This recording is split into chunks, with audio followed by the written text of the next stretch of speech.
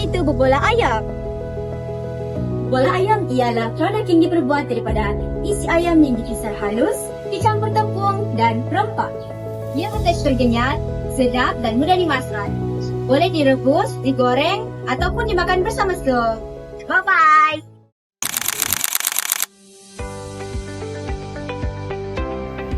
Mari kita lihat cara-cara penghasilan berbola ayam. Langkah pertama, sediakan bahan dan peralatan. Bahan-bahan yang diperlukan adalah ayam kisar 1 kilo, tepung ubi 300 gram, tepung jagung 40 gram, bawang putih 10 ulas, telur sebiji, serbuk lada putih 19 gram, serbuk lada hitam 10 sudu makan, garam 30 gram, serbuk perasa 30 gram, serbuk penaik 20 gram dan ais batu secukupnya. Manakala peralatan yang digunakan ialah penimbang, mesin pengisar, mangkuk, periuk, pisau, sudu, mesin blast freezer dan vacuum sealer. Seterusnya, mari kita perhatikan langkah-langkah penyediaan berbola ayam. Kisar isi ayam sehingga halus. Masukkan 7 ke 8 ketul ais ketika mengisar. Masukkan 1 biji telur ke dalam adunan sehingga tekstur isi ayam berkilat. Kemudian, masukkan bawang putih yang telah digoreng ke dalam adunan.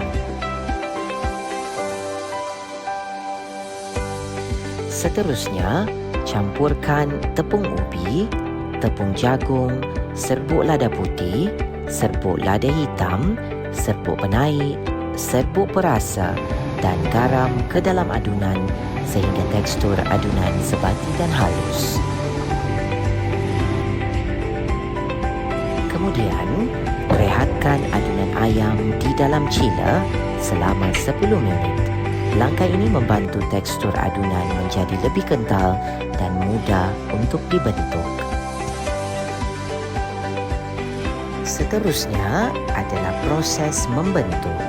Adunan ayam yang telah dikisar tadi dibentuk bulat dan dimasukkan ke dalam rebusan air hangat pada suhu 50 darjah ke 60 darjah Celsius sehingga berbola ayam masak dan timbul ke permukaan air rebusan.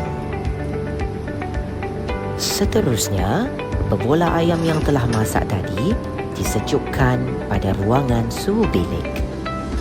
Berbola ayam yang telah siap dimasukkan ke dalam blast freezer bagi proses penyejuk bekuan selama 5 minit.